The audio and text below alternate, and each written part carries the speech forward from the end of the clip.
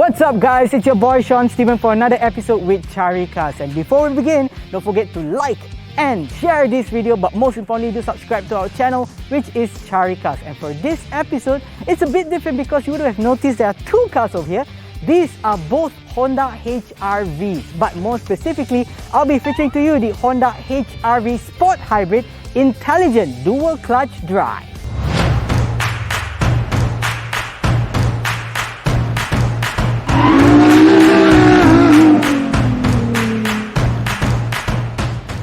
Now, the Honda HR-V has been introduced in Malaysia in 2015, and right now on Malaysian roads, there are more than 103,000 units on the roads right now.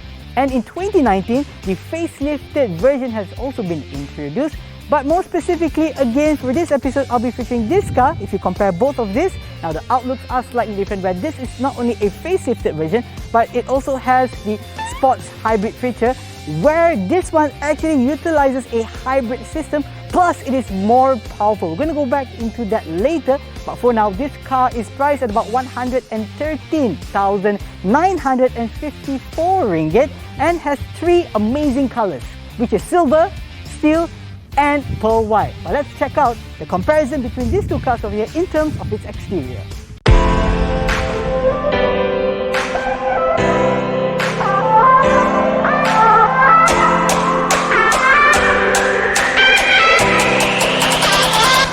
Now let's start with the exterior front part of the car. You can see it has a chrome finishing on the grille over here as well as here. Nothing much changes over here. Now moving on to the LED, which looks really nice because of how it's designed.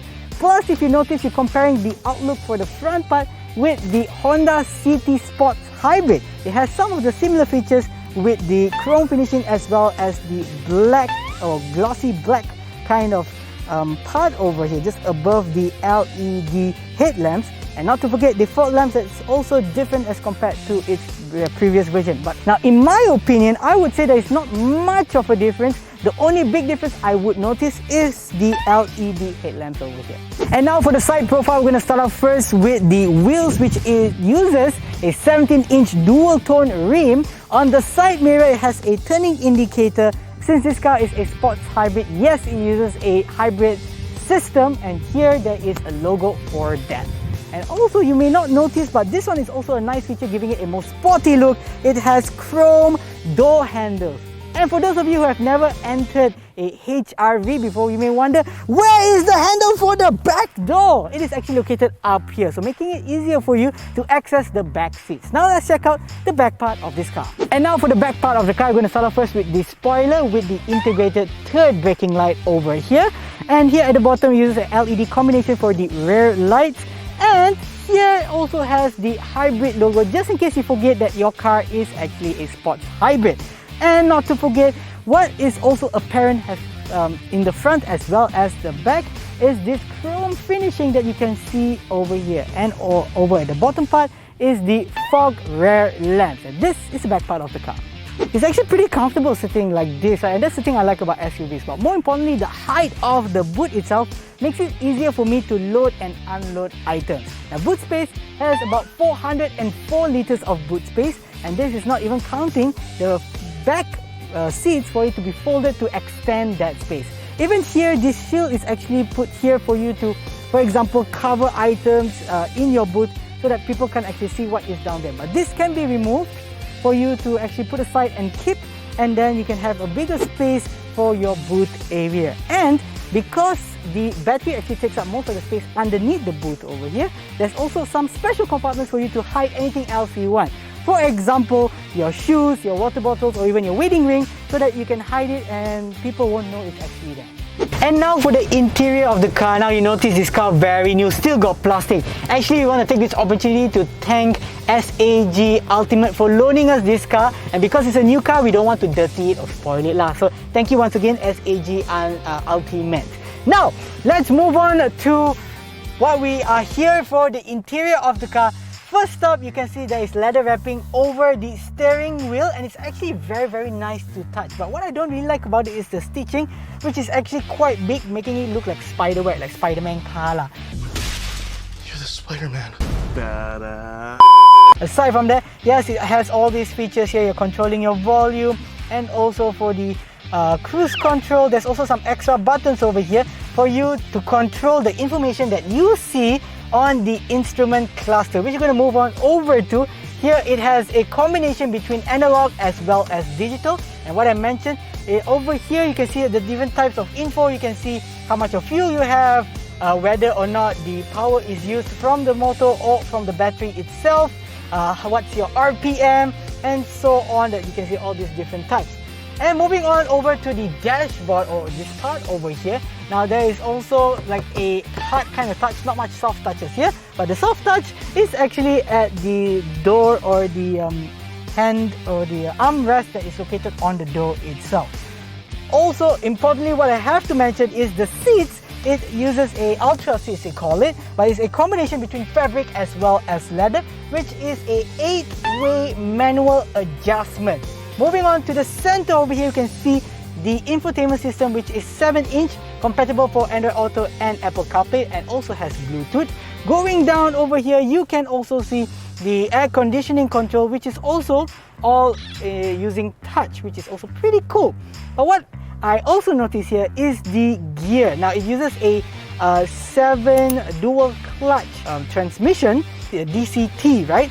So what I don't really like about it is that it's different as compared to most of, well, automatic transmission gears, where you can just forward and back, but here giving you more like a driving like a manual car. When you want to switch between reverse or neutral, or even drive, or even in lower gears, you can actually play around with that. It takes me some time, or takes you some time to actually get used to that. The parking button is over here. There's also a few driving modes, which is normal, Sport, as well as Eco. The Sport button is over here, but the Eco button is way over here. There's also an electronic handbrake, and also a brake hold in case if, for example, you're in a jam, you can actually use this instead of pressing on the brake pedal. Now, if you didn't notice as well, there is also a special compartment below over here where you can keep, for example, your mobile phone, your wallet, or anything small that can fit here. There's also one USB charging port, as well as two 12 volts power outlets for you to charge your electronical devices.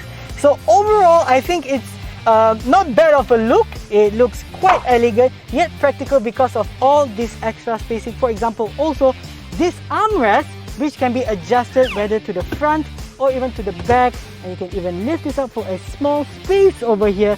And not to forget the cup holders, of which the height can be adjusted depending on how high or low you want your drink to be. Now let's check out the back part of this car. Now, in terms of space for the back seat of the car, I would say it's actually pretty good. From outside, if you were to look at the HRV from the outside, you can see it's actually pretty small, especially when you compare it to the CR-V, right? But here, I would say leg space is, well, it's pretty good. The head space as well. And I think if it's 2 adults sitting, it will be pretty comfortable. 3 adults will be a bit tight, but still comfortable.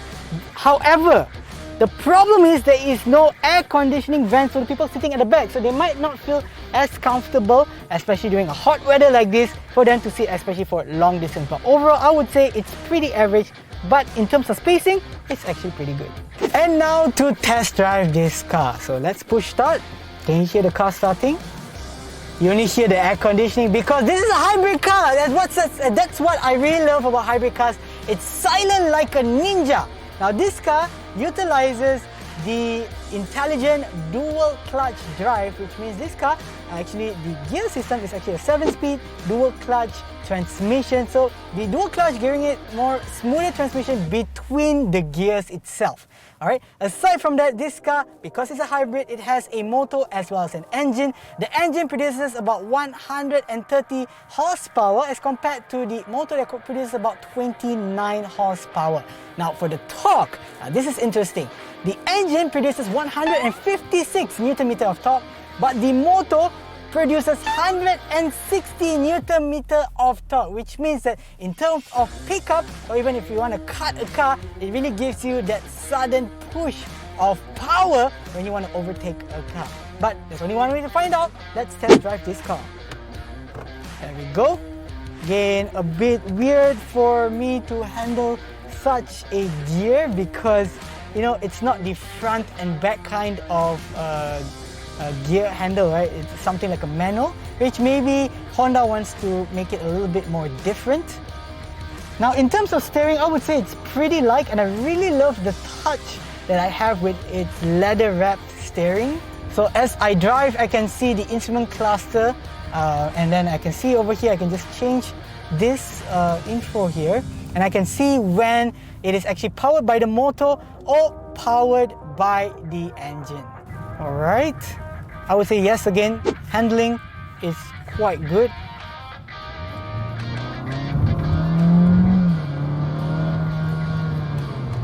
Oh yeah, and yes, this one over here, there is a certain amount of power that you get to enjoy, even though it's a 1.5 direct injection engine. Yeah. So now I'm actually in eco mode. What I'm going to do is I'm going to just try out the sports mode over here. Speedometer over there was highlighted in green, but now when I put into sports mode, you can see that it's highlighted in red. So you would actually know between the two. And let's test out the power. Wow! Alright, so you can actually feel the difference between the eco mode as well as the sport, where the sport is really bam, bam, bam. You can feel the power over there. And right now I've shifted to normal mode, so let me just try the acceleration. Okay, so in terms of eco, normal as well as sports mode, again, sports mode is in between both of them in terms of pickup. In terms of handling also, it's pretty much the same. So I think this is more towards the performance as well as fuel efficiency. If you want to save more fuel, it's on the eco side. If you want to pick up faster with more performance, you press the sports mode button. Alright, so overall I think the drive to me is actually pretty smooth. I love the handling as well as the light steering, and also what I like is the option for me to choose whether I want to go eco mode or if I want to go normal or even in sports mode. So that is something that I actually enjoy, and it being a 1.5 liter direct injection engine, I would say that it's actually pretty good for its engine capacity. So overall, I would say it's comfortable yet powerful to a certain extent. Now let's make the comparisons in terms of pricing for its variants. We have the E, V, RS as well as the hybrid sport that you can see the table of comparison in front of you. So in terms of a 9-year or a 7-year loan plan, you can see the price difference is actually not that much, because it ranges 103,000 ringgit for the E, 112,000 ringgit for the V. The RS is priced at about 117,000 ringgit, and for the hybrid sport is about 113,000 ringgit. So in terms of paying monthly, when it comes to a 7-year plan, you pay about 100 ringgit difference for each. But when it comes to a 9-year plan, it's less than 100 ringgit when you're hopping from one variant to the other. Now in terms of its specifications, let's have a look at the table of comparison among its variants. You can see over here for the RS, the V as well as E variant, there's not much of a difference. But for the hybrid sport, you can see there's a difference in terms of max power as well as max torque. And more specifically, this car is the winner in terms of its fuel consumption, because it's almost half of the fuel consumption compared to its other variants. Now let's compare this car with its competitors. As you can see, the table of comparison, we're going to compare this car with its competitors, namely the Hyundai Kona 2.0 standard, the Subaru XV 2.0i, the Mazda CX-3 2.0, as well as the Kia Seltox 1.6EX. You can see in terms of the pricing, the engine capacity, the max power, the torque, and also the top speed, and also the gear shift, as well as weight and fuel consumption. So overall, I would say this car that I have next to me is the winner in terms of its fuel consumption, because it is the only car that is using the hybrid system as compared to its other competitors. And in terms of power as well as max torque, it's not doing too bad as well. So there is a nice balance between having a car that can save fuel as well as a, well, powerful car. So I would say if you're finding for that balance between that two, this is definitely the car for you. What do you think about this car? Make sure you write down in the comment section below, but don't forget to like and share this video. Most importantly, don't forget to subscribe to our channel, which is Caricarz. And before we end, we would like to take this opportunity to thank once again SAG Ultimate for loaning this car for our review for today. And we'll see you in our next episode at Caricarz. Bye bye!